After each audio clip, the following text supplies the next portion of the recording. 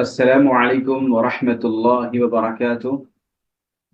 إن الحمد لله نحمده ونستعينه ونستغفره ونعوذ بالله من شرور أنفسنا ومن سيئات أعمالنا. من يهده الله فلا مضل له ومن يضلل فلا هادي له. وأشهد أن لا إله إلا الله وحده لا شريك له. وأشهد أن محمدا عبده ورسوله وأرسله الله تعالى بالحق بشيرا ونذيرا. فأعوذ بالله السميع العليم من الشيطان الرجيم منها أربعة حرم ذلك الدين القيم فلا تظلموا فيهن أنفسكم. وقال النبي صلى الله عليه وسلم الصيام بعد رمضان شهر الله المحرم صلاة المكتوب. అనంత కరుణామయుడు అపార కృపాశీలుడు అయిన అల్లాహ్ అజ్జా వజల్ల శుభనామంతో సర్వ స్తోత్రాలు, ప్రశంసలు, పొగడ్తలు, కీర్తనలు, ఆరాధనలు సకల లోకాల సృష్టికర్త, పరిపోషకుడు, పరిరక్షకుడు అయిన అల్లాహ్ అజ్జా వజల్ల కొరకు మాత్రమే శోభిస్తాయి.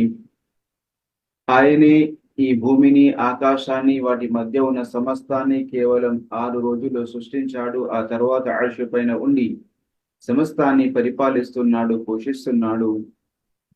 మరియు తీర్పు దినానికి యజమాని కూడా ఆయనే.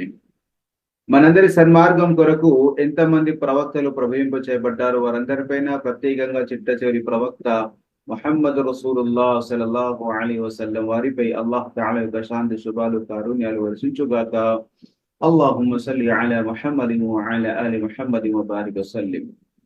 ప్రియ ధార్మిక సోదర సోదరిమల్లారా, మిత్రులారా, అల్హమ్దులిల్లా అల్లాహ్ సుబ్హానహు వ తఆలా యొక్క అనుగ్రహంతో మనము ఈరోజు సమావేశంలో ఇక బయట దేశాల్లో ఉన్నటువంటి వారి కొరకు ఒక 2 రోజుల్లో, మరియు భారత్లో ఉన్న వారికి 3 రోజుల్లో ఇన్షా అల్లాహ్ సుబ్హానహు వ తఆలా అనుగ్రహంతో ఇస్లామియా నూతన మాసం, ఇస్లాం యొక్క కొత్త మాసం, మొదటి మాసం ముహర్రంలోకి మనం అడుగు పెట్టబోతున్నాము.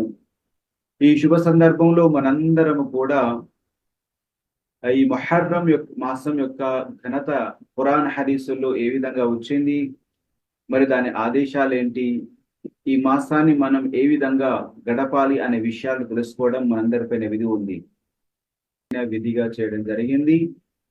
తలబలు ఇల్మి ఫరీదతున్ అలా వ తఆలా అయితే మొట్టమొదటి వాక్కు ఇఖ్రా, చదువు, పఠించు అని అవతరింపజేశారు. దానికి అనుగుణంగా ప్రవక్త సల్లల్లాహు అలైహి వసల్లం వారు కూడా ధార్మిక విద్యను ఆర్జించడము, నేర్చుకోవడం విధిగా చేయడం జరిగింది. కాబట్టి ముఖ్యంగా అల్లాహ్ సుబ్హానహు వ తఆలా గురించి, తర్వాత ప్రవక్త గురించి, ఆ తర్వాత అల్లాహ్ సుబ్హానహు వ తఆలాను సంతోషపరచడానికి, అల్లాహ్ యొక్క ప్రసన్నతను చూరగొనడం కొరకు ముహమ్మద్ ప్రవక్త సల్లల్లాహు అలైహి వసల్లం వారు మనకు ఏ విధంగా ఆచరణ స్వయంగా చేసి చూపించారు, సూచించారు, ప్రబోధించారు, వాటి గురించి తెలుసుకోవడం మనపైన తప్పనిసరిగా ఉంది. ముఖ్యంగా ఒక మాసం ముగిసిపోతుంది, మరొక మాసంలో అడుగు పెట్టబోతున్నామంటే మనము ఆ మాసంలో మరి గడిచిపోతున్న మాసాన్ని వీడి కొత్త మాసంలోకి వెళ్తున్నప్పుడు మరి ఈ రెండింటి మధ్య ఆత్మ పరిశీలన చేసుకోవడం కూడా, వాటి పట్ల లెక్క బేరీలు వేసుకోవడం కూడా ఒక ముస్లింకు తప్పనిసరి అవుతుంది. ఇలా ఆత్మ పరిశీలన చేసుకుంటూ తనలో ఉన్న లోపాలను దూరం చేసుకుంటూ ఇన్షా అల్లాహ్ కొత్త సరికొత్త లేదా తమ యొక్క తఖ్వాను పెంపొందించే విధంగా అల్లాహ్కు దగ్గరయ్యే ప్రయత్నం చేస్తూ ఉండాలి. ఇది ఒక ముస్లింకు, ఒక విశ్వాసికి చాలా అవసరం.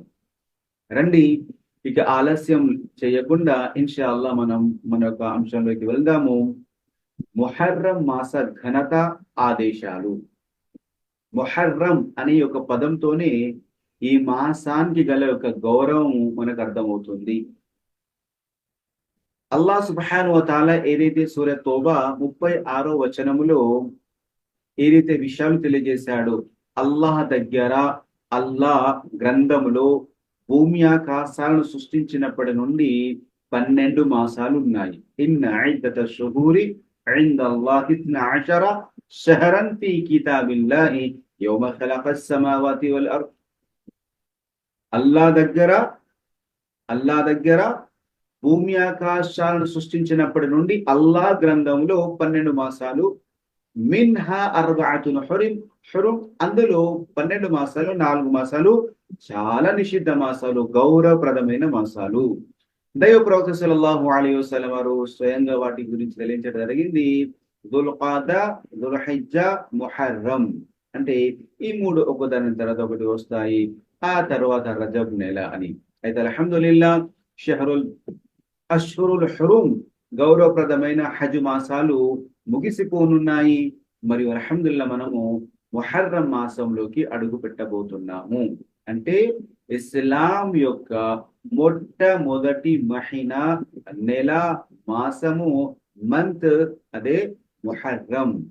హసన్ బసరి రహ్మతుల్లా అలై గారు తెలియజేస్తున్నారు, అల్లాహ్ సుబ్హానహు వ తఆలా ఇస్లాం యొక్క మాసాలు ఏవైతే పెట్టడం జరిగిందో, నిర్దేశించాడో, అందులోని మొట్టమొదటి నెల ముహర్రం, నిషిద్ధ మాసాలు. మిన్హా అర్బఅతున్ హురుం అని ఏం చెప్పడం జరిగిందో, నిషిద్ధ మాసాలు, గౌరవప్రదమైన మాసాలని, అది ముహర్రంతో ప్రారంభమవుతుంది.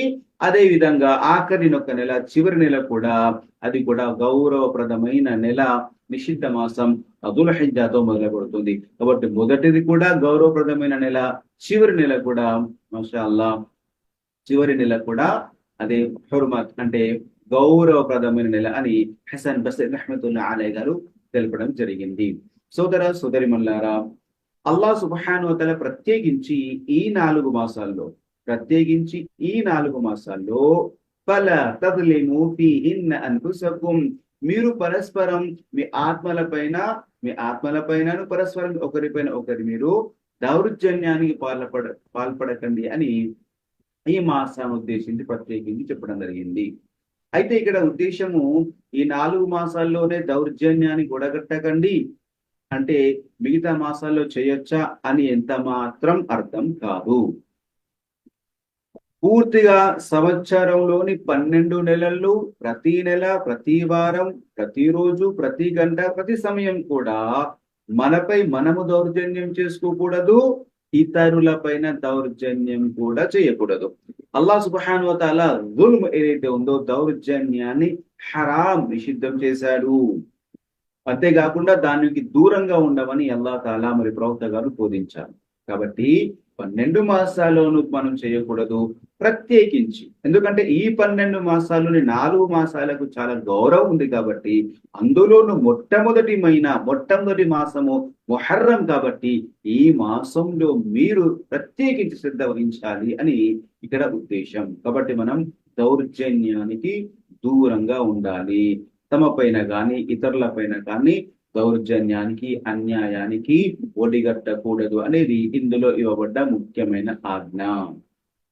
సోదర సోదరిమల్లారా, ఇక ఈ మాసం యొక్క ఘనత ఏంటి దాని గురించి తెలుసుకుంటే, ఇది ముహర్రం మాసం అనేది ఈ యొక్క ఘనతలో మొదటిది ఏంటంటే, గౌరవప్రదమైన నిషిద్ధ మాసాల్లో మొట్టమొదటిది.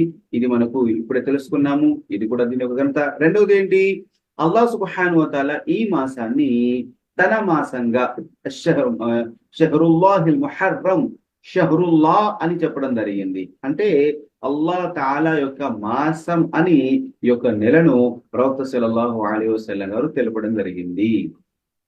అంటే అత్యుత్తమైన శ్రేష్టమైనటువంటి ఉపవాసం ఏంటి అని ప్రవక్త గారు అడిగినప్పుడు ప్రవక్త సల్లల్లాహు అలైహి వసల్లం గారు అన్నారు, అష్షహరుల్లాహిల్ ముహర్రం. ఇక్కడ కూడా చాలా మంది ముహద్దిసీన్లు మరి ప్రత్యేకించి ఇబ్న్ హజర్ రహ్మతుల్లాహి అలైహి గారు వివరణ అనేది ఇవ్వడం జరిగింది. ఇక్కడ 12 మాసాలన్నీ కూడా అల్లాహ్ సుబ్హానహు వ తఆలా యొక్క మాసాలే. కానీ దీని గౌరవార్థాన్ని, దాని ప్రత్యేకతను, ఘనతను చాటి చెప్పడం కొరకు షహరుల్లా, అల్లా మాసంగా, అల్లా యొక్క నెలగా దీన్ని పేర్కొనడం జరిగింది. ఏ విధంగానైతే అన్ని మస్జిదులు కూడా అల్లా మస్జిదులే, కానీ బైతుల్లా అని కాబతుల్లాను, మక్కాలో ఉన్న గృహాన్ని ఏ విధంగా బైతుల్లా అంటామో, దాని గౌరవాన్ని, ప్రత్యేకతను చాటి చెప్పడానికి, అలా విధంగా ఒంటెలన్నీ కూడా, జంతువులన్నీ కూడా, పశువులన్నీ కూడా, జీవులన్నీ కూడా అల్లాహ్ అజ్జ వ జల్ల సృష్టించినవే. కానీ సాలెహ్ అలైహిస్సలాం గారి కాలంలో ఉన్నటువంటి ఒంటె ఏదైతే ఉందో దాని నాకతుల్లా, అల్లాహ్ ఒక ఒంటె అని చెప్పడం జరిగింది. ఎందుకంటే అది కొద్దిగా ప్రత్యేకించి ఇవ్వబడింది వారికి. ఈ విధంగా ఏదైతే కొన్ని పదాలు ఏవైతే ఉన్నాయో దాని ప్రత్యేకతను, ఘనతను చాటి చెప్పడానికి అల్లాహ్ సుబ్హానహు వ తఆలాకు ఈ పదాన్ని మనకు జోడించడం అనేది జరుగుతుంది. అలానే షహరుల్లాహ్ అని ముహర్రం మాసాన్ని చెప్పడం జరిగింది. ఇది ఈ యొక్క ముహర్రం మాసానికి ఉన్నటువంటి మరొక ఘనత. ఇక నాలుగవ ఘనత ఏమిటి అంటే ఈ ముహర్రం మాసాన్ని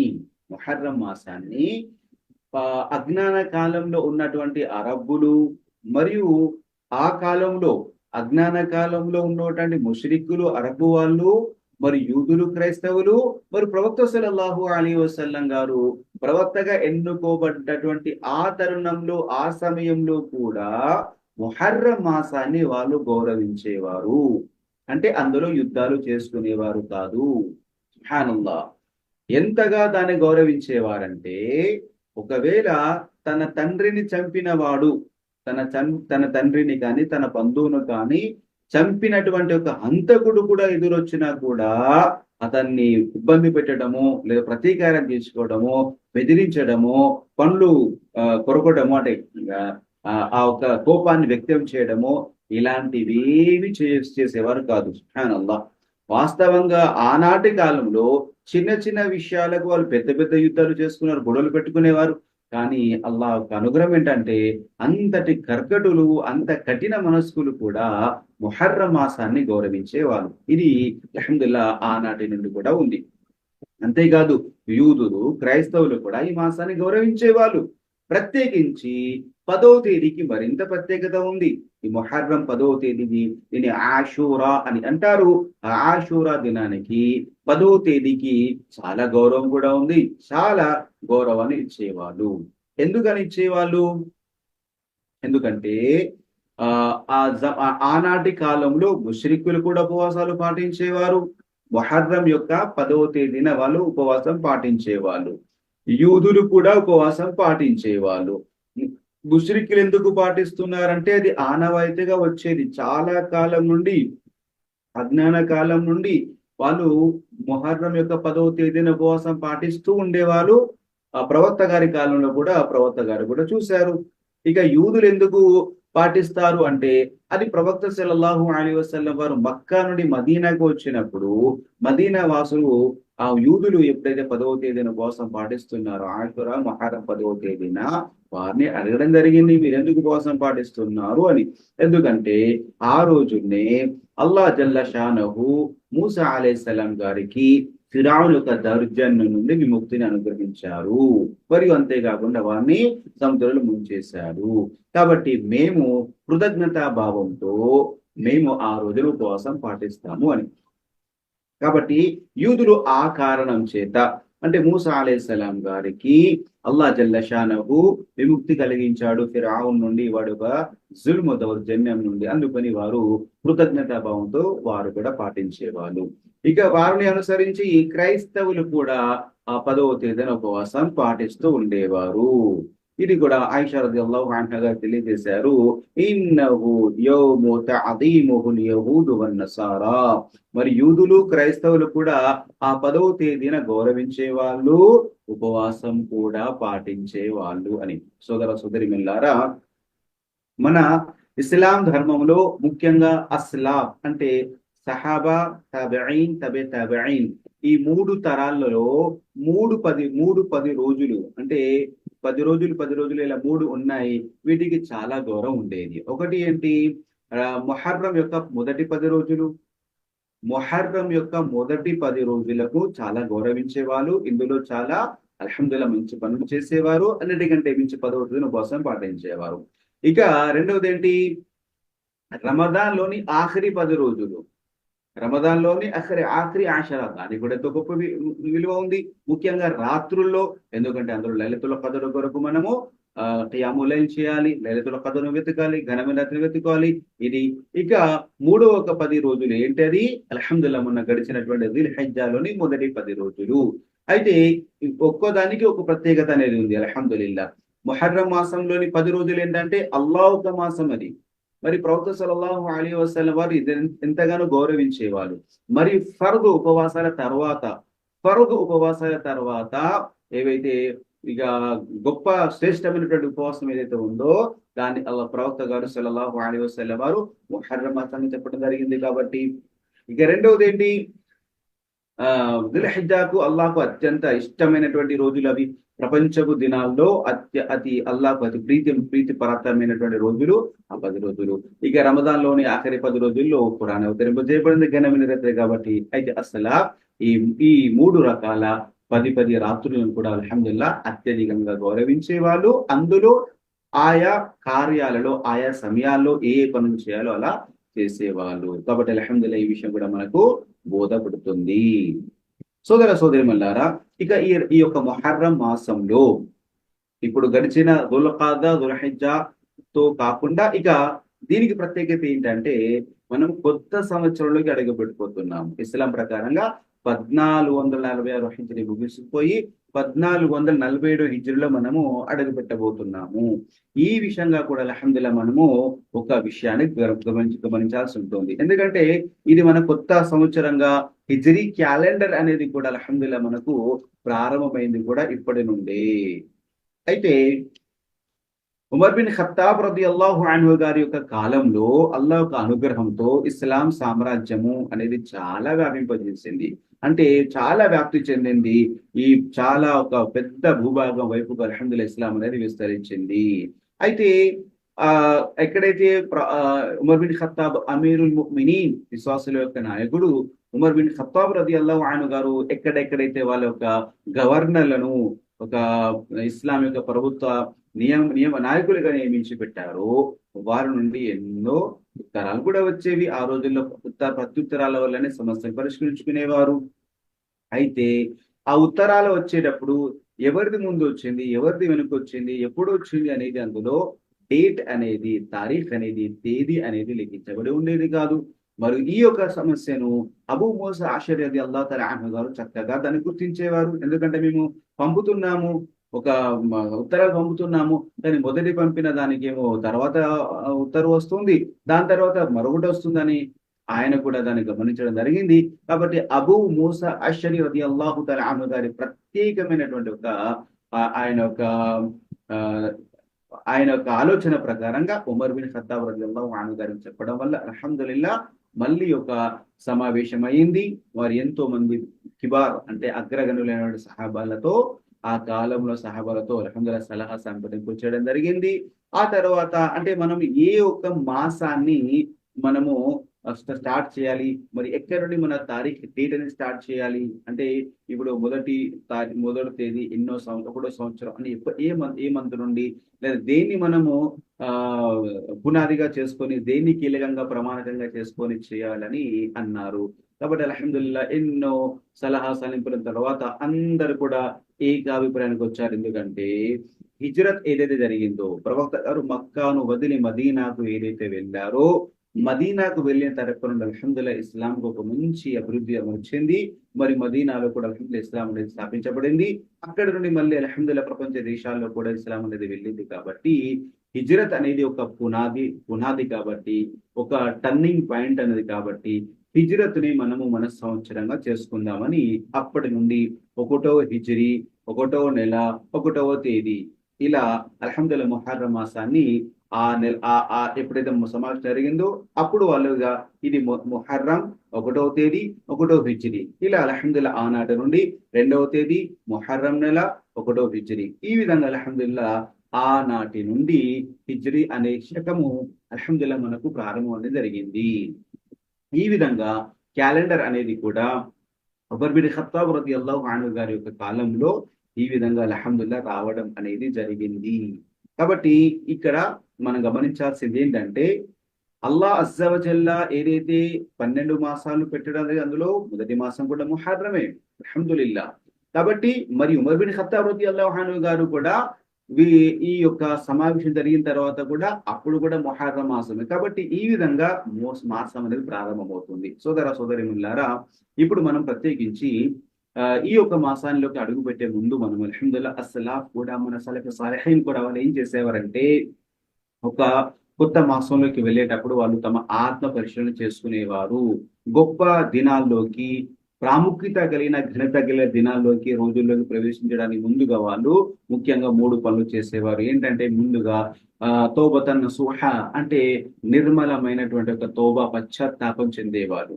సుబ్హానల్లాహ్. వల్ల నేను ఈ మాసంలో ఏవైతే తప్పులు చేశానో, గతంలో తప్పులు చేశానో, గడిచిన కాలంలో తప్పులు చేశానో వల్ల నేను స్వచ్ఛతతో, చిత్తశుద్ధితో, నిర్మల మనస్సుతో, నిష్కల మనస్సుతో అలా నేను పశ్చాత్తాపం చెందుతున్నాను, సిగ్గుపడుతున్నాను, నా పాపాలను అంగీకరిస్తున్నాను కాబట్టి వల్ల నా పాపాలను మన్నించు అని వారు పాపాలను మన్నింపు వేడుకునేవారు.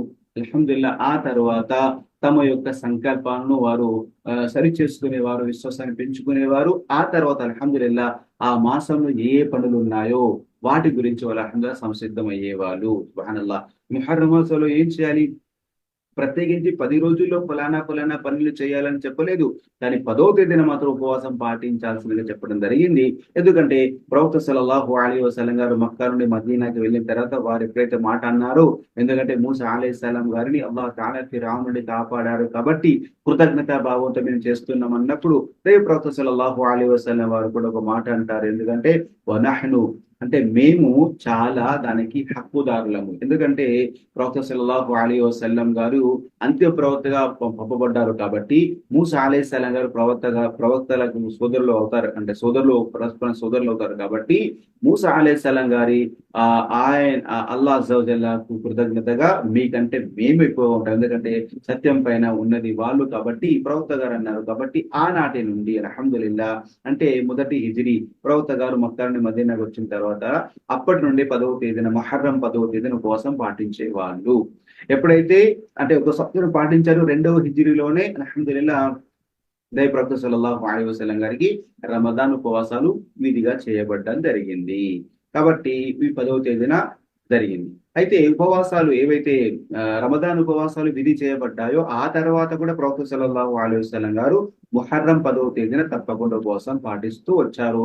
ఇలా 10 సంవత్సరాలు జరిగింది.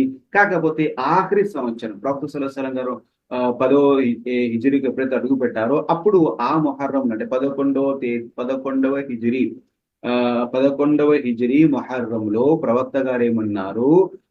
ఎందుకంటే సహాబాలు దీన్ని గ్రహించారు కూడా. ఎందుకంటే యూదులు కూడా, క్రైస్తవులు కూడా, ముష్రికులు కూడా గౌరవించేవారు 10వ తేదీని. మరి అందులోను యూదులు ఆ రోజున ఉపవాసం పాటించేవాళ్ళు. వారు పాటిస్తున్నారు, మనం పాటిస్తున్నాము. మరి వారికి మనకు తేడా ఏంటి అనే ఒక భావన అలందర సంవత్సరాలు గడుస్తున్న కొద్ది కలిసింది కాబట్టి ప్రవక్త గారు ఏమన్నారంటే ఇన్షా అల్లా నేను గనక వచ్చే సంవత్సరము బ్రతికి ఉంటే, సజీవంగా ఉంటే 9వ తేదీన కూడా నేను ఉపవాసం పాటిస్తాను అన్నారు. కాకపోతే ప్రవక్త సల్లల్లాహు అలైహి వసల్లం గారు 11వ హిజ్రీ రబీఉల్ అవ్వల్‌లోనే మరణించడం జరిగింది కాబట్టి ప్రవక్త గారు ఇక వచ్చే సంవత్సరం లేరు కాబట్టి 12వ హిజ్రీ ఏదైతే ఉందో ప్రవక్త గారికి అది సజీవంగా లేరు కాబట్టి ప్రవక్త గారు 9వ తేదీన వ్యక్తం చేశారు కాబట్టి మన పైన అల్హమ్దులిల్లాహ్ ఆ తర్వాత 12వ హిజ్రీ, 13వ హిజ్రీ ఇలా అల్హమ్దులిల్లాహ్ ప్రతి సంవత్సరం కూడా సహాబాలు, సలఫే సాలిహీన్ ఆ తర్వాత ఇస్లాం అనుసరిస్తున్నటువంటి సలఫే సాలిహీన్ అడుగుజాడలు అందరికీ కూడా ఏం చేసేవారంటే 9వ తేదీన, ముహర్రం 9వ తేదీన, మరి ముహర్రం 10వ తేదీ ఈ 2 రోజులు కూడా అల్హమ్దులిల్లాహ్ ఉపవాసం పాటిస్తూ వచ్చేవారు. ఇది ప్రవక్త సల్లల్లాహు అలైహి వసల్లం గారు ఒక నఫిల్ ఏవైతే ఉన్నాయో వాటిలో అత్యుత్తమైనటువంటి ఒక ఉపవాసాలు. అందుకోసమే ముహద్దిసీన్లు ఇబ్న్ హజర్ రహ్మతుల్లాహి అలైహి వారు కూడా మరి ఇది మాటను ఇబ్న్ తైమియా రహ్మతుల్లాహి అలైహి గారు కూడా అనడం జరిగింది. ఏమనడం జరిగిందంటే నమాజుల్లో ఫర్ద్ తర్వాత అతి గొప్ప నమాజ్ తహజ్జుద్ నమాజ్, ఖియాముల్ లైల్. ఎందుకంటే ప్రవక్త సల్లల్లాహు అలైహి వసల్లం గారు కూడా స్పష్టంగా చెప్పడం జరిగింది. అఫ్జల్ సలాతి బాదల్ మక్తూబా అంటే ఫర్ద్ నమాజుల తర్వాత శ్రేష్టమైన నమాజ్ ఏంటంటే అదే ఖియాముల్ లైల్. అలానే ఉపవాసాలు ఏంటి అని మనం చెప్పుకుంటే, ఎందుకంటే అరఫా ఉపవాసం కూడా ఉంది, షవ్వాల్ యొక్క 6 ఉపవాసాలు కూడా ఉన్నాయి, మిగతా కూడా ఉన్నాయి. మరి ఇవన్నింటిలో మరి ఏది గొప్పది అంటే దాని ప్రవక్త ఏమన్నారు? ముహర్రం 10వ తేదీ అని చెప్పడం జరిగింది. సుబ్హానల్లాహ్. కాబట్టి ఉపవాసాల్లో ఫర్ద్ తర్వాత రమదాన్ ఉపవాసాల తర్వాత గొప్పది ఏదైనా ఉంది అంటే అది ముహర్రం యొక్క 10వ తేదీ ఉపవాసాలు పాటించడం. సుబ్హానల్లాహ్. కాబట్టి ఇది అందరి మధ్య కూడా క్లియర్ గా ఉండేది హదీస్ వేత్తల మధ్య. అయితే సోదర సోదరిమల్లారా, ఇక్కడ మనకి తెలిసిన విషయం ఏంటంటే మొహర్రంకి ఇంత ఘనత ఉంది. మొదటి మాసము, మరి ఆ ఒక మాసంలోని 10వ తేదీలోనే అల్లాహ్ తాలా మూసా అలైహిస్సలాం గారికి ఫిరౌన్ నుండి ఇవ్వడం జరిగింది. దాన్ని అందరూ గౌరవించారు. కాబట్టి మనం కూడా 9వ తేదీన 10వ తేదీన ఉండాలి. అయితే అందుకోసం మరొక ఉలమాలు అనుమతి ఏమి ఇవ్వడంటే 9వ తేదీన అనివార్య కారణాల వల్ల, ఇంకేదైనా కారణాల వల్ల 9వ తేదీ గనక ఉపవాసం ఉండకపోతే 10వ తేదీ ఒక్క రోజుతో పాటుగా 11 కూడా ఉండొచ్చు అని ఒక అనుమతి ఇవ్వడం జరిగింది. కానీ 9, 10, 2 ఉంటే చాలా మంచిది. అయితే కొంతమంది 10 ఒక్క రోజే ఉంటారు. అలా కూడా ఉండొచ్చు సోదరులారా. 10కి 10 కూడా ఉండొచ్చు సోదర సోదరిమల్లారా. అయితే ఇక్కడ ఏంటి, మనకు అల్లాహ్‌కు దగ్గరయ్యే ప్రయత్నం చేయాలి. దైవ ప్రవక్త సల్లల్లాహు అలైహి వసల్లం వారు కూడా ఈ విషయం కూడా చెప్పడం జరిగింది. లా యజాలు అబ్దీ యతఖర్రబు మిన్నీ, అంటే దాసుడు నాకు దగ్గర అయ్యే ప్రయత్నం చేస్తూ ఉంటారు. దీనివల్ల బిన్ నవాఫిల్, అంటే నఫిల్ ఐచ్ఛిక స్వచ్ఛంద ఆరాధనల ద్వారా చేస్తూ అతను నాకు దగ్గర అవుతారు. హత్తా ఉహిబ్బు, నేను అతన్ని ప్రేమిస్తాను, నేను అతన్ని అభిమానిస్తాను అని. కాబట్టి అల్లాహ్ సామీప్యం పొందే ఏకైక మార్గము ఏంటంటే అదే నఫిల్ చేయడము. కాబట్టి మనం ఉపవాసాలు పాటించాలి. చాలా మంది ఏమనుకుంటారు, ఒకటి 10వ తేదీ ఒక్కటి ఉంటే సరిపోతుంది కదా అని. సరిపోతుంది అల్హమ్దులిల్లాహ్, అదే లేదు. ఆయన ప్రవక్త గారు 9వ తేదీగా ఉంటున్నారు కదా, 9, 10 ఉండొచ్చు. ఆ తర్వాత మరి ఇది అల్లాహ్ తాలాకు హుర్మత్, అంటే గౌరవప్రదమైన మాసాలు కదా, వీటికి కూడా ప్రత్యేకత ఉంది కదా. ఎవరైనా 10 రోజులు ఉంటే 9 అల్హమ్దులిల్లాహ్ నఫిల్ ఉపవాసాల పుణ్యం కలుగుతుంది, అల్లాహకు దగ్గర అవుతారు. ఒక ఉపవాసం వల్ల ఎన్ని లాభాలు, ఎన్ని ప్రయోజనాలు, ఎన్ని పుణ్యాలు ఉన్నాయో అవన్నీ కూడా అల్హమ్దులిల్లాహ్ అతనికి లభిస్తాయి. కాబట్టి సోదరులారా, ఇలాంటి ఒక రోజులని మనము వాటిని ఏమంటారు, దాన్ని మహద్భాగ్యంగా భావిస్తూ, విలువైనదిగా భావిస్తూ మనం సబకత్ అంటే మంచి పనుల్లో, పుణ్య కార్యాలు ముందంజలో ఉండాలి. కానీ మనము ఇక వేరే విషయాల్లోకి వెళ్ళకూడదు. కాబట్టి మొత్తానికి 9వ తేదీన 10వ తేదీన ఉపవాసం పాటించే ప్రయత్నం చేయాలి. ఇక్కడ ఇంకొక విషయం గుర్తుపెట్టుకోవాలి. ఏంటంటే సాధారణ రోజుల్లో చేసేటటువంటి తప్పులు ఏవైతే ఉన్నాయో, అవిధేయతలు కానీ పాపాలు కానీ ఉన్నాయో, ఈ మాసాల్లో చేయడం వల్ల తన తీవ్రత పెరుగుతుంది. సుబ్హానల్లాహ్. ఏ విధంగానైతే మిగతా రోజుల్లో పుణ్యాలు చేయడంతో పాటు అల్లాహ్ ఏవైతే ఇష్టమైనటువంటి గౌరవప్రదమైన రోజుల్లో చేసేదానికి ఒక ప్రత్యేకత సంతరించుకుంటుందో, అదే విధంగా చెడు పనులు చేయడం వల్ల, పాపాలు చేయడం వల్ల కూడా శిక్షలో తీవ్రత పెరుగుతుంది. అల్లాహు అక్బర్. ఈ విషయాన్ని గుర్తుపెట్టుకోవాలి. అంటే సాధారణ మాసంలో చేసే ఒక తప్పు, మరి ముహర్రంలో చేసే తప్పు, దిల్హిజ్జాలో చేసే తప్పు, జుల్ఖాదాలో చేసే తప్పు, రజబ్ మాసంలో చేసే తప్పు, రమదాన్లో చేసే తప్పు, తీవ్రత పెరుగుతుంది. ఇది కూడా, ఈ విషయం కూడా అల్హమ్దులిల్లాహ్ మనకి తెలుస్తుంది. ఎందుకంటే సూరా నూర్‌లో అల్లాహ్ జల్ల షానహు దైవ ప్రవక్త సల్లల్లాహు అలైహి వసల్లం గారి సతీమణులను, అంటే మనందరి యొక్క విశ్వాసుల మాతృమూర్తులను ఉద్దేశించి చెప్పడం జరిగింది. మీరు మామూలు స్త్రీలు కారు, సాధారణ ముస్లిం లాగా మీరు కాదు. ఎందుకంటే మీరు దైవ ప్రవక్త సల్లల్లాహు అలైహి వసల్లం గారి యొక్క జీవిత భాగస్వాములు. కాబట్టి వారు సాధారణ మహిళల కంటే మీరు చేసేదానికి శిక్ష ఎక్కువ ఉంటుందన్నారు అల్లాహ్. వారు చేసేటటువంటి తప్పికి పనిష్మెంట్ వేరుంటుంది, కానీ మీరు చేస్తే తీవ్రత పెరుగుతుందని అల్లాహ్ జల్ల షానహు ఖురాన్లో వారిని హెచ్చరించడం జరిగింది. అల్లాహు అక్బర్. కాబట్టి సోదరులారా, ఇలానే ప్రాంతాన్ని బట్టి, ఒక రోజును బట్టి, మాసాన్ని బట్టి కూడా పుణ్యము పెరుగుతుంది.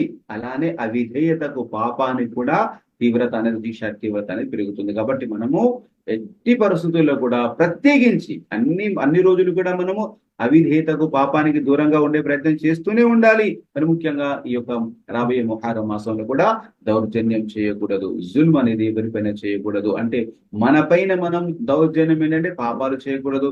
ఎదుటి వారిపైన దౌర్జన్యం అంటే వారి యొక్క హక్కును మనం లాక్కోవడం కానీ, లేదా వారి దగ్గర వారికి సరైనటువంటి భత్యము, జీతము, మరి వారికి కావాల్సినటువంటి ప్రతిఫలం ఇవ్వకపోవడము, మరి వారి దగ్గర ఉన్న విషయం లాక్కోవడము, ఇలాంటివి కూడా మనం చేయకూడదు. దైవ ప్రవక్త సల్లల్లాహు అలైహి వసల్లం అన్నారు, వత్తఖు వద్దుల్ము ఫఇన్న దుల్మ దుల్మాతుల్ యౌమల్ ఖియామ. ప్రవక్త సల్లల్లాహు అలైహి వసల్లం అన్నారు, మీరు దౌర్జన్యం చేయడం నుండి దూరంగా ఉండండి, భయపడండి. ఎందుకంటే ప్రళయ దినాన ఏవైతే చీకట్లు ఉన్నాయో అంటే చీకటి రాత్రులు, చీకటి గడియలు ఏవైతే ఉంటాయో ఈ యొక్క దౌర్జన్యం అనేది కూడా అలాంటి చీకటిలోనే ఒక చీకటి అని ప్రవక్త సల్లల్లాహు అలైహి వసల్లం గారు మనకు బోధించడం జరిగింది. కాబట్టి మనం ఇలా దౌర్జన్యం చేయకుండా ఉండాలి.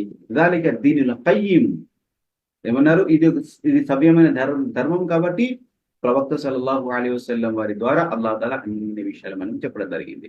సోదరి మల్లారా, ఖురాన్ హదీసుల్లో మనకు ముహర్రం ఘనత గురించి, ఆదేశాల గురించి మనకు ఇంతవరకే వస్తుంది. ఏంటి, హిజ్రత్ అనేది బేసిక్ గా తీసుకొని, పునాదిగా తీసుకొని మనకు ముహర్రం నుండి మొదటి మాసంగా తారీఖ్ డేట్ అనేది ప్రారంభమైందని, మరి ఇందులోనే అల్హమ్దులిల్లాహ్ 10వ తేదీన మూసా అలైహిస్సలాం గారికి అల్లాహ్ తాలా రక్షణ కల్పించారని, ఈ ఉపవాసం ఉండాలని, ఇంతవరకే మనకు అల్హమ్దులిల్లాహ్ ఖురాన్ హదీసులో ఉంటుంది. ఇతర మాసాలలో కాకుండా, ఇతర దినాల్లో కాకుండా ఈ దినాల్లో ఇంకెక్కువగా అల్లాహ్ యొక్క సామీప్యాన్ని పొందే ప్రయత్నం.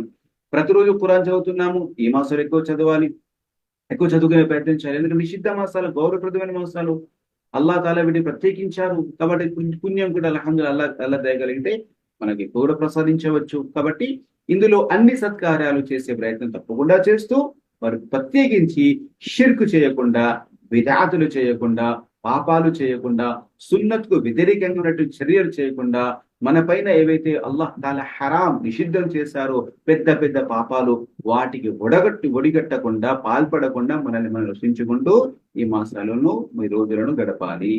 అయితే ఇక్కడ ముహర్రం మాసం అయితే ఎప్పుడైతే వింటామో మనకు వెంటనే మరొక విషయం వస్తుంది. ఇదే ముహర్రం మాసంలోనే ఇదే 10వ తేదీన ఒక సంఘటన జరుగుతుంది.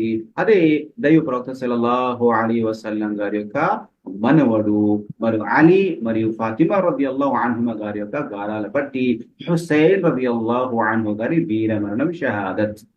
అయితే అది ఈ ఈ యొక్క 10వ తేదీలోనే జరుగుతుంది, ముహర్రంలోనే జరుగుతుంది. అయితే ఈ యొక్క షహాదతును, హుసైన్ రదియల్లాహు అన్హు గారి యొక్క షహాదతును, వీరమరణాన్ని తీసుకొని కొంతమంది ముహర్రం 10వ తేదీన ఈ యొక్క శోకంగా ఇక్కడ ఆయన యొక్క మాతం అనేది, శోకం అనేది చేయడం జరుగుతుంది. ఇది ఇస్లాంలో లేనటువంటి విషయం. ఇక్కడ గమనించాల్సింది ఏంటి, అయితే వీటిని అంటే హుసైన్ రదియల్లాహు అన్హు, హసన్ రదియల్లాహు అన్హు, ఆయిషా, ఫాతిమా రదియల్లాహు అన్హా, అలీ రదియల్లాహు అన్హు, ఈ నలుగురు మరియు వారి సంతానము, వారి బంధువులు, ఇలా వారిని అలంలుగా, పీరిలాగా ఇలాంటివి ప్రతి సంవత్సరం పెడుతూ పీర్ల పండుగగా మరియు షహాదత్ హుస్సేన్ కు ఆ రోజు వీరమరణం పొందారు కాబట్టి దాన్ని సంతాపంగా, శోకంగా గుర్తు చేసుకుంటూ రోధించడము, బట్టలు చించుకోవడము, తర్వాత వాటిని ఊరేగించటము, ఇది ఏదైతే ఆనవాయితీగా వస్తుందో ఇది చాలా ఘోరమైనటువంటి పాపము. ఇది ఇస్లాంలో లేదు. దైవ ప్రవక్త సల్లల్లాహు అలైహి వసల్లం వారు, నా మనవడు చనిపోయిన రోజున మీరు ఇలా శోకంగా మరియు చాలా దిగాలుగా ఉండండి అని నౌజుబిల్లా అల్లా శరణు ప్రవక్త గారు చెప్పలేదు. సోదరులారా, ఇక్కడ మనం గమనించాల్సింది ఏంటంటే, దైవ ప్రవక్త సల్లల్లాహు అలైహి వసల్లం వారు ఎప్పుడైతే ప్రవక్తగా ఎన్నుకోబడ్డారో, అంటే 40 సంవత్సరాల వయసులో ఎన్నుకోబడ్డారు. మక్కాలో 13 సంవత్సరాలు, మదీనాలో 13 సంవత్సరాలు, అంటే 23 సంవత్సరాల వ్యవధిలో ప్రవక్త గారి ద్వారా, వహీ ద్వారా ఏవైతే ధర్మ సందేశాలు, ఆదేశాలు, ఆజ్ఞలు ఇవ్వబడ్డాయో అదే ధర్మం ఇస్లాం. ఇక ఆ తర్వాత ఏదైతే ప్రజలు చేస్తున్నారో అది ఇస్లాం కాదు. అందుకోసమే బిదా అన్నారు. ఇన్నల్ ఉమూరి ముహదసాతుహా, ధర్మంలోని కొత్త పనులు ముహదసాత్, కుల్ల ముహదసతిన్ బిదా, కొత్తగా వచ్చిన విషయాలు ఏమవుతుంది, అవి నవీన పోగడవుతుంది, కొత్త విధానం అవుతుంది, ప్రవక్త విధానం కాదు. అది ఏమవుతుంది, బిదా అవుతుంది. వకుల్ల బిదాతిన్ దలాల, ప్రతి ఒక్క కొత్త పోకడ, కొత్త పని, కొత్త పోకడ, కొత్త విధానము ప్రవక్త గారికి కాకుండా వ్యతిరేకంగా అది మార్గభ్రష్టత్వము. వకుల్లు దలాలతిన్ ఫిన్నార్, మరి ప్రతి మార్గభ్రష్టత్వము ధర్మాన్ని భ్రష్టు కలిగించే దగ్గరికి తీసుకెళ్తుంది, నరకానికి తీసుకెళ్తుందని ప్రవక్త సల్లల్లాహు అలైహి వసల్లం గారు బోధించడమే కాకుండా ప్రతి ఖుతుబాలు ప్రవక్త గారు ఎప్పుడు ప్రసంగించినా కూడా, ముఖ్యంగా ఈ యొక్క ఖుతుబా, జుమా ప్రసంగాలప్పుడు, మరి నికా ప్రసంగాలప్పుడు, ఇతర ప్రసంగాల్లో కూడా ప్రవక్త గారు చదివేవారు. అయితే ఇక్కడ మనం గమనించాల్సిన విషయం ఏంటి, హుసైన్ రదియల్లాహు అన్హు గారి షహాదత్ ఎప్పుడు జరిగింది, ఎక్కడ జరిగింది అనేది మనం గమనించాలి. ప్రవక్త సల్లల్లాహు అలైహి వసల్లం గారు 11వ హిజ్రీలో చనిపోతారు.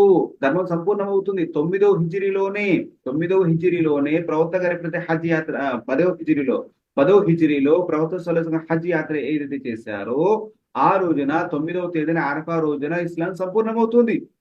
అల్యౌమ అక్మల్తు లకుం దీనకుం వ అత్మమ్తు అలైకుం నిఅమతి వ రదీతు లకుం ఇస్లామ దీనా అని ధర్మం సంపూర్ణమైపోతుంది. మరి షహాదత్ హుస్సేన్ ఎప్పుడు జరిగింది? హుస్సేన్ రదియల్లాహు అన్హు గారి షహాదత్ ఎప్పుడు జరిగింది? అది గమనించండి. అల్లాహు అక్బర్. అది ఎప్పుడు?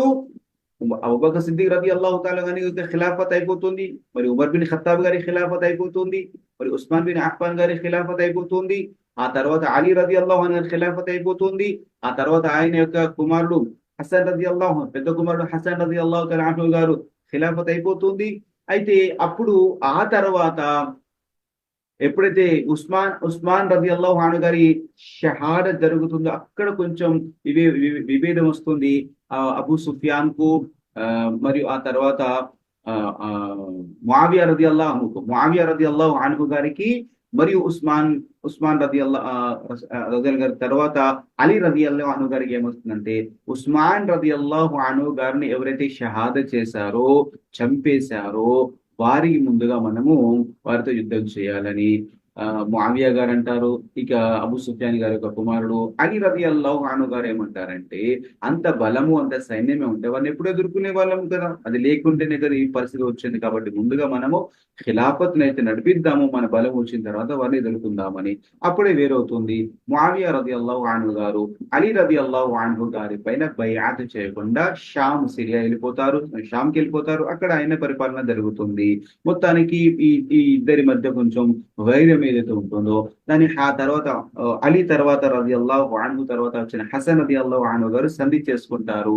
ఆ తర్వాత ఏం జరుగుతుందంటే హుస్సేన్ రదియల్లాహు తఆలా అన్హు గారు అయితే అక్కడ ముఆవియా తర్వాత యజీద్ వస్తారు. అయితే ఇక్కడ ఈ విషయం ఏదో జరుగుతుందో ఈ సంఘటన జరుగుతుందో అయితే కూఫా వాళ్ళు ఎవరైతే ఉన్నారో కూఫా ప్రాంతంలో ఉన్నటువంటి వాళ్ళు ఏం చేస్తారంటే వాళ్ళు నౌజ్ బిల్లా అసలు వాస్తవంగా వాళ్ళందరూ కూడా విరోధులే, కానీ దొంగ ఉత్తరాలు మరియు తప్పుడు ఉత్తరాలు రాసి ఏమంటారంటే మీరు మా దగ్గర రండి, మిమ్మల్ని వారు అక్కడ గౌరవించడం లేదు, మిమ్మల్ని నాయకుడిగా చేసుకోవడం లేదు కదా, మీరు మా ప్రాంతానికి వస్తే మేము మిమ్మల్ని ఖలీఫాగా ఎన్నుకుంటామని. కాకపోతే హుస్సేన్ రదియల్లాహు అన్హు గారు కొంతమంది సహాబాలు వారించినప్పుడు కూడా ఆయన బయలుదేరతారు. కాకపోతే ఏంటంటే వాళ్ళందరూ కూడా దుర్మార్గులు కాబట్టి ఏం చేశారంటే వాళ్ళే తిరగబడి ఈ యొక్క హుస్సేన్ రదియల్లాహు అన్హు వారి కుటుంబీకుల్ని దాదాపు 72 మందిని హతమార్చడం జరుగుతుంది. సోదరులారా, ఇది ఎక్కడ జరిగింది, ఎప్పుడు జరిగింది అనేది మనం గమనించాలి. ఇది కర్బలాలో జరిగింది. కర్బలా అనే మైదానం జరిగింది. 61 హిజ్రీలో జరిగింది. ప్రవక్త గారు 11వ హిజ్రీలో చనిపోయారు. 10వ హిజ్రీలో ఇస్లాం సంపూర్ణమైపోయింది. అంటే దాదాపు 50 హిజ్రీల తర్వాత 50 సంవత్సరాల తర్వాత ఈ సంఘటన జరిగింది. మరియు గొప్ప విషయం ఏంటంటే దైవప్రవక్త సల్లల్లాహు అలైహి వసల్లం వారు తన కాలంలో తన ప్రవక్త కాలంలో మరి ప్రళయానికి ముందు జరిగేటటువంటి కొన్ని ఉపద్రవాల గురించి సంఘటనల గురించి ప్రవక్త గారు ముందే చెప్పారు. అంటే హసన్ రదియల్లాహు అన్హు గారు సంధి చేస్తారు. ఇద్దరి జమాతుల మధ్య ఇద్దరు సంఘర్షకుల మధ్య సంధి చేస్తారు, సులహ్ చేస్తారు, వారిని కలుపుతారు అని హసన్ రదియల్లాహు అన్హు గారి గురించి ప్రవక్త సల్లల్లాహు అలైహి వసల్లం గారు భవిష్యవాణి చెప్పారు. అదే విధంగా నా మనవడు హుస్సేన్ కర్బలా ప్రాంతంలో చనిపోతాడు అని ప్రవక్త సల్లల్లాహు అలైహి వసల్లం గారు చెప్పేశారు. అంతేకాదు ప్రవక్త సల్లల్లాహు అలైహి వసల్లం గారికి ఆ కర్బలా మట్టి, ఆయన రక్తము, హుస్సేన్ గారి తన మనవడి యొక్క రక్తం కూడా జిబ్రీల్ అలైహిస్సలాం గారు చూపించడం జరుగుతుంది. మరి ప్రవక్త సల్లల్లాహు అలైహి వసల్లం వారు కూడా తమ ఉమ్మత్ కు తన అనుచర సమాధానం చెప్తారు. హుస్సేన్ రదియల్లాహు అన్హు షహాదత్ అవుతారు, మరణం పొందుతారు అని ముందుగానే చెప్పడం జరుగుతుంది. కాబట్టి ప్రవక్త గారు చెప్పిన ప్రకారంగా 61 హిజ్రీలో జరుగుతుంది. అయితే ఇక్కడ సమస్య ఏంటి జరిగింది?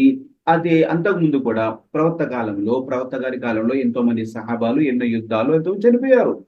మరియు ఆ బాధ ఈ బాధ అందరికి కూడా మనకు బాధే. ప్రవక్త గారి మనవళ్ళు, వారి కుటుంబానికి సంబంధించిన వాళ్ళు ప్రవక్త సల్లల్లాహు అలైహి అన్నారు, హసన్ హుస్సేన్ 2 పుష్పాలు, స్వర్గ పుష్పాలు, సుబ్హానల్లాహ్. వాళ్ళు బాల్యంలో ఉన్నప్పుడైతే ప్రవక్త గారు తమకు భుజాల పైన ఇద్దరిని కూర్చోబెట్టుకొని అన్నారు, వీరిని ఎవరు ప్రేమిస్తారో అల్లా వారిని ప్రేమిస్తారు, వీరితో ఎవరైతే ద్వేషాన్ని కోరుకుంటారో అల్లా వారిని కూడా ద్వేషిస్తారు అని చెప్పడం జరిగింది. అల్హమ్దులిల్లా.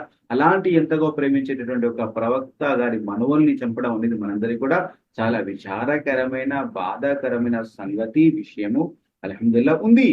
కాకపోతే ఇక్కడ షియా వర్గం ఏదైతే ఒక తప్పుడు మార్గాన్ని ఎంచుకుందో అది మనం ఖండించాలి. వాళ్ళు ఏం చేశారు? నౌజుబిల్లా, దాన్ని శోకంగా ప్రవక్త గారి మనోడు చనిపోయారు కాబట్టి ఆ రోజు మనం సంతోషం ఎలా ఉంటుంది, బాధ ఉంటుంది అని చెప్పేసి దాన్ని ఒక గొప్ప నౌజుబిల్లా ఒక ఆనవాయితీగా తీవ్రం సంవత్సరం వల్ల ఇస్లాం ధర్మంలో ఏముందండి?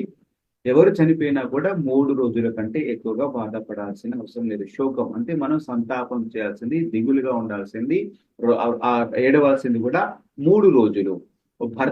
భర్త కోల్పోయిన భార్యకు మాత్రం 4 రోజుల 10 రోజులు, 4 నెలల 10 రోజులు. భర్త కోల్పోయిన, పోగొట్టుకున్న అంటే భర్త చనిపోయినటువంటి స్త్రీ వితంతు ఎవరైతే ఉంటుందో ఆమె 4 నెలల 10 రోజులు మాత్రమే శోకంలోనే ఉంటుంది. ఆమె అన్ని యొక్క ఆభరణాలకు కానీ, సింగారానికి కానీ, ఫంక్షన్లకు కానీ దూరంగా ఉంటూ బాధతో కుమిడుతూ ఉంటుంది. అంతకు మించి ప్రతి సంవత్సరము మీరు వర్ధంతి దినంగా లేదా శోక దినంగా సంతాపాలు చేసుకుంటూ, తాద్యాలు చేసుకుంటూ నౌజుబిల్లా ధర్మంలోని కొత్త విషయాలు తీసుకురావడం అనేది ఇస్లాం ఖండించింది. అయితే ఈ షియా వర్గము అనేది ఇలా సంవత్సరాల కొద్దిగా చేయడం వల్ల ఏమవుతుంది? దాన్ని కూడా కొంతమంది సున్నీ జమాత్ వాళ్ళు అంటే షియా కాని వాళ్ళటువంటి ముస్లింలు కూడా దాన్ని నౌజుబిల్లా చేస్తూ వచ్చారు. కాబట్టి ఇక్కడ విషయం చెప్పాల్సింది ఏంటంటే సోదరులారా, అక్బర్ షా నజీబ్ ఆబాది అని తారీఖ్ ఇస్లాం అనే గ్రంథాన్ని రచించారు. ఆయన 3 భాగాల్లో ఉంది. అందులో ఆయన రాశారు 352వ హిజరీలో షియా ఒక రాజు ముయిజుద్దౌలా అనే ఒక దుర్మార్గుడు, ఈ యొక్క వ్యక్తి ఏం చేశారంటే హుసేన్ రదియల్లాహు అన్హు గారు చనిపోయిన 10వ రోజున ఏం చేద్దామని అందరూ కూడా దుకాణాలు అనేవి మూసివేయాలి. మరి ఆ రోజున చాలా శోకంగా, బాధగా మనం దాన్ని గడపాలి. నల్లటి దుస్తులు ధరించాలి. ఆడవాళ్ళు కూడా తమ వెంట్రుకల్ని అంటే వాళ్ళ వెంట్రుకలు ముడివేయకుండా విప్పేసి ఉంచాలి. మరియు ఆ రోజున రోడ్ల పైన అంటే బజార్లోకి వచ్చి అందరూ కూడా చాలా సంతాపం వ్యక్తం చేసుకుంటూ తమ యొక్క ఛాతీల పైన, హృదయాల పైన, రొమ్ముల పైన తమ శరీరాన్ని బాధ కొట్టుకుంటూ ఆ ఒక బాధను వ్యక్తం చేసుకుంటూ ఉండాలనే ఒక విషయాన్ని వాడు ప్రకటించడమే కాకుండా ఈ విధంగా వాడు మొదలుపెట్టాడు. 352వ హిజరీలో వాడు మొదలుపెట్టాడు. ఇక అది 880 హిజరీలో 880 352 హిజరీలో అక్కడ వాడు ప్రారంభిస్తే వేరే దేశాల్లో అది ఎన్ని సంవత్సరాల తర్వాత మన భారతదేశానికి వచ్చింది? 880 అంటే దాదాపు 500 సంవత్సరాలు గడిచిపోయింది. అప్పుడు మన భారతదేశంలోకి వచ్చింది.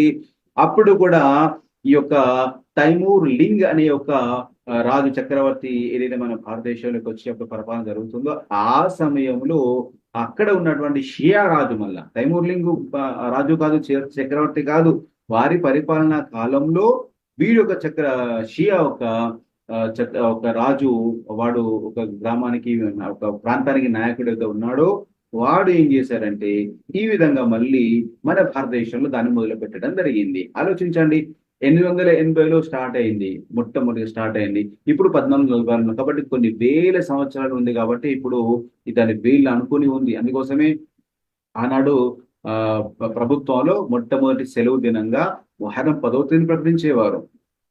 ఇప్పుడు కేవలం ఒక 10, 20, 30 సంవత్సరాలు అవుతుందో ఏమో కాదు మన మొహర్రం, మన బక్రీద్ కానీ, రమదాన్ కానీ గవర్నమెంట్ హాలిడేగా ప్రకటించడం అయింది. ఈ దౌర్భాగ్యం ఏంటంటే ఆనాటి కాలంలో షియా వాళ్ళే అత్యధికంగా పరిపాలన చేసేవాళ్ళు. అందుకొరకే దాన్ని నేషనల్ హాలిడేగా లేదా గవర్నమెంట్ హాలిడేగా ప్రకటించడం జరిగింది. మరి ఆ విధంగా దాన్ని చాలా ఆర్భటంగా చేయడం జరిగింది. ఇది నౌజుబిల్లా వారి యొక్క రాజకీయ పాలసీ మరియు షియా వర్గాలు చేసేటటువంటి ఒక పని. కాబట్టి సోదరులారా, చెప్పొచ్చేది ఏంటంటే ఈ యొక్క షహాదత్ హుసైన్ అనేది జరిగింది. కానీ దీన్ని ప్రతి సంవత్సరం ఇలా సంతాప దినంగా చేయడం ఇస్లాం ఖండించింది. ప్రవక్త గారు చెప్పలేదు, చేయలేదు, సహాబాలు కూడా తర్వాత చేయలేదు. కేవలం షియా వర్గాలు ఈ యొక్క ప్రత్యేకమైన వర్గం వాళ్ళు చేసేటటువంటి ఒక పని. కాబట్టి అల్లాహ్ జల్ల షానా వారు కూడా సన్మార్గాన్ని ఇవ్వగాక, అల్లాహ్ సుబ్హానహు వ తఆలా వారికి కూడా బుద్ధి జ్ఞానం అనుగ్రహింపజేయగాక. కాబట్టి సోదరులారా, ఇది ఇస్లాంలో లేనే లేదు. అలాంటి పనులకు మనం పాల్పడకూడదు. మరియు దాని సంతాప దినంగా శోక వారికి సపోర్ట్ గా చేయడం కానీ ఇలాంటివి ఏం చేయకూడదు. కేవలం మనం ఏంటి 9వ తేదీన మొహర్రం యొక్క 10వ తేదీన ఉపవాసం పాటించాలి. దౌర్జన్యానికి కానీ చెడు పనులకు దూరంగా ఉంటూ ఇన్షాల్లా అల్లాహకు దగ్గరే విధంగా అన్ని సత్కార్యాలు చేస్తూ ఉండాలి. కాబట్టి అల్హమ్దులిల్లాహ్ ఖురాన్ హదీస్ల ప్రకారంగా ఈ యొక్క విషయాలు మనకు తెలుపబడ్డాయి. అల్లాహ్ సుబ్హానహు వ తఆలా మనందరికీ కూడా ఈ యొక్క మాసంలో చేయాల్సిన పనులన్నింటి చేసే భాగ్యాన్ని అల్లాహ్ మనకు అనుగ్రహించేగాక. మరి ఈ దుర్మార్గులు ఏదైతే షియా వాళ్ళు ఒక వారికి యూదులకు తోడుగా మరియు ఇస్లాంకు వ్యతిరేకంగా ఏదైతే సంవత్సరం చేస్తున్నారో అల్లాహ్ జల్ల షానా వారి కీడు నుండి ఉమ్మతును కాపాడుగాక. మరి వారి ద్వారా ఏవైతే బిదాతులు ప్రబలుతున్నాయో వాటిని అల్లాహ్ జల్ల షానా వారికి సన్మార్గాన్ని అనుగ్రహించడంతో పాటుగా ఎవరెవరైతే అనుసరిస్తున్నారో వారికి కూడా సన్మార్గం ఇవ్వగాక. మరి ముఖ్యంగా మనందరికీ కూడా అలాంటి బిదాత్ నరకానికి తీసుకెళ్లేటువంటి ఏవైతే చెడు పనులు అయితే ఉన్నాయో, కొత్త పనులు అయితే వాటి అన్నింటిని కూడా అల్లాహ్ సుబ్హానహు వ తఆలా అందరినీ రక్షించుగాక. ఆమీన్ యా రబ్బల్ ఆలమీన్. సుబ్హాన రబ్బిక రబ్బిల్ ఇజ్జతి అమ్మా యసిఫూన్ వసలామున్ అలల్ ముర్సలీన్ వల్హమ్దులిల్లాహి రబ్బిల్ ఆలమీన్.